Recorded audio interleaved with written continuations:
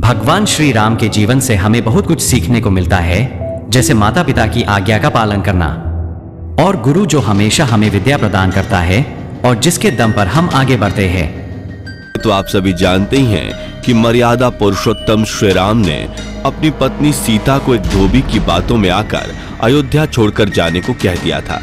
लेकिन क्या आपको पता है कि एक समय माता सीता ने बहुत बड़ा पाप किया था, जिसकी सजा के रूप में उन्हें गर्भवती हालत में अपने पति से दूर रहना पड़ा था। माता सीता ने कौन सा पाप किया था और कौन था वह धोबी जिसकी वजह से माता सीता को वन में भटकना पड़ा था? इससे जुड़ी कथा आपको हमारी आज के इस वीडियो में जानने को मिलेगी। वीडियो काफी ज्यादा इंटरेस्टिंग होने वाली है, इसलिए अंत तक हमारे साथ जरूर बने रहिएगा। दोस्तों, जिस कथा के बारे में मैं आपको बताने जा रहा हूँ उसका उल्लेख आपको रामायण में मिल जाएगा। दरअसल रामायण कई भाषाओं में लिखी गई है। ऐसे में अलग अलग रामायण में कई तरह की दंत कथाएं मिलती हैं और ऐसी ही एक दंत कथा माता सीता से जुड़ी हुई है, जिसके मुताबिक त्रेता युग में मिथिला नगरी में जनक नाम के राजवंश का राज हुआ करता था। जनक राजवंश के एक ही राजा थे, राजा शीरध्वज, जो एक बार यज्ञ के लिए जमीन जोत रहे थे। उसी समय जमीन से उन्हें एक छोटी सी कन्या मिली। कन्या के सुंदर नयन नक्श को देखकर राजा बहुत खुश हुए, इसलिए उन्होंने उस कन्या को अपनी पुत्री के रूप में गोद ले लिया और यही कन्या सीता के नाम से जानी गई। जब सीता थोड़ी बड़ी हुई तो एक दिन वह अपनी सहेलियों के साथ अपने महल के बगीचे में घूम रही थी। तभी अचानक उनकी नजर एक तोते के जोड़े पर पड़ी, जो देखने में बहुत ही ज्यादा खूबसूरत थे। तोते का वह जोड़ा एक पेड़ पर बैठकर सीता जी के बारे में ही बातें कर रहा था। उनके मुख से अपने भविष्य की चर्चा सुनकर सीता जी को बड़ा आश्चर्य हुआ। कहते हैं कि उनमें से मादा तोता बोल रही थी कि पृथ्वी पर श्री राम नाम से विख्यात एक बड़े सुंदर राजा होंगे और उनकी महारानी का नाम जानकी होगा। श्री राम देवी जानकी के साथ कई वर्षों तक राज करेंगे।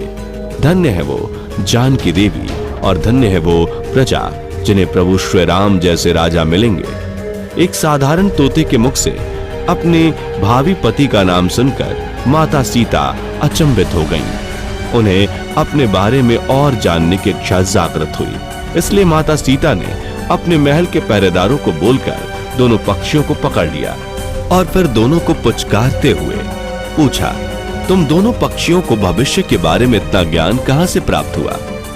तब पक्षियों ने बताया कि इससे पहले हम ऋषि वाल्मीकि के आश्रम में रहते थे, जहां रोज राम और सीता के जीवन के बारे में बताया जाता है, इसलिए हमें उन दोनों के बारे में हर चीज कंठस्थ याद हो गई है। सीता जी ने जब यह सुना तो उन्होंने सोचा कि ये दोनों पक्षी तो बहुत दिव्य हैं, क्यों ना मैं इन्हें बहला फुसलाकर अपने जीवन से जुड़ी सारी बातें पूछ लूं। यही सोचकर माता सीता दोनों पक्षियों से कहती हैं कि तुम दोनों बहुत सुंदर हो। देखो, तुम दोनों को डरने की जरूरत नहीं है, मैं तुम्हें कोई नुकसान नहीं पहुंचाऊंगी। तुम बस मुझे ये बताओ कि राम कौन है और उनका विवाह जानकी से कैसे होगा।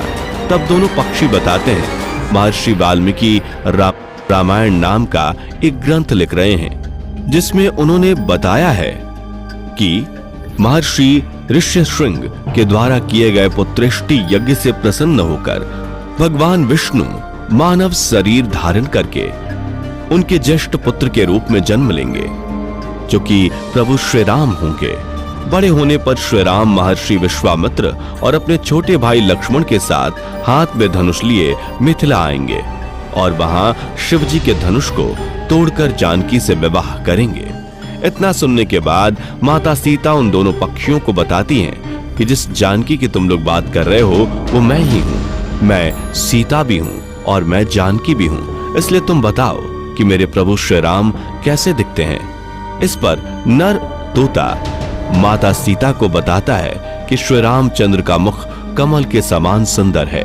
उनके नेत्र बड़े बड़े और खिले हुए हैं। उनकी नाक ऊंची और भुजाएं घुटनों तक जाती हैं।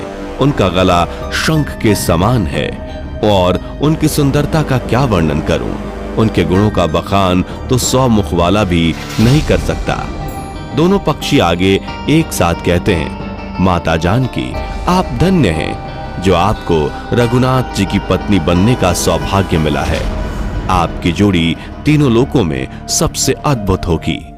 इतना सुनकर देवी सीता पुनः उनसे एक सवाल पूछती हैं और वह तोते का जोड़ा फिर से उनके सवालों का जवाब देता है। और इस तरह से देवी सीता जी सवाल पूछती जाती हैं और तोते का वो जोड़ा जवाब देता रहता है।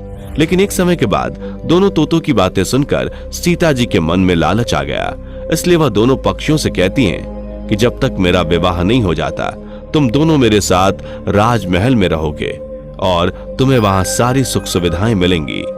सीता जी की बात सुनकर तोते का जोड़ा घबरा गया।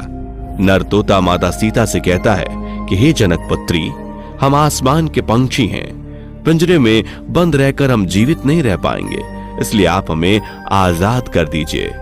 नर तोते के बहुत ज्यादा विनती करने पर माता सीता ने नर तोते को छोड़ दिया, लेकिन उन्होंने मादा तोते को नहीं छोड़ा और कहा कि अब यह मेरे साथ रहेगी। इस पर नर तोता माता सीता से कहता है, मेरी पत्नी गर्भवती है, इसलिए ऐसे समय में उसको जाने दें। हम दोनों एक दूसरे का वियोग सहन नहीं कर सकते, इसलिए आप मेरी पत्नी को जाने दीजिए। लेकिन माता सीता ने नर तोते की एक भी ना सुनी।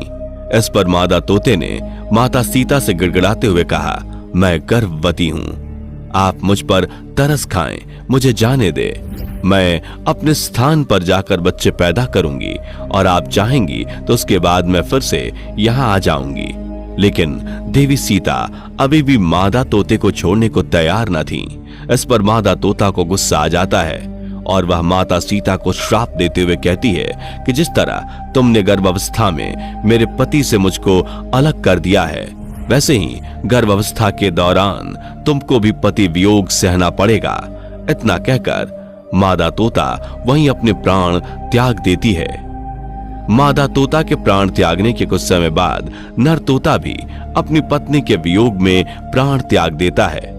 लेकिन प्राण त्यागने से पहले वह माता सीता से कहता है कि तुमने जो कर्म किया है तुम्हें उसकी सजा मिलकर रहेगी और तुम्हें सजा दिलाने के लिए मैं मनुष्यों से भरी श्री राम की नगरी अयोध्या में इंसान रूप में जन्म लूंगा और मेरे ही कारण तुम्हें पति के वियोग का दुख उठाना पड़ेगा। कहा जाता है कि तोते की बात सुनकर माता सीता को बहुत दुख हुआ, लेकिन तब तक बहुत देर हो चुकी थी और माता सीता चाहकर भी कुछ नहीं कर सकती थीं। बताया जाता है कि अगले जन्म में यह तोता वही धोबी था जिसने माता सीता के चरित्र पर उंगली उठाई थी, जिसके बाद प्रभु श्री राम ने देवी सीता को गर्भावस्था के दौरान त्याग दिया था। तब माता सीता वन में भटकते हुए महर्षि वाल्मीकि के आश्रम में पहुंची और वहीं पर उन्होंने लव कुश को जन्म दिया।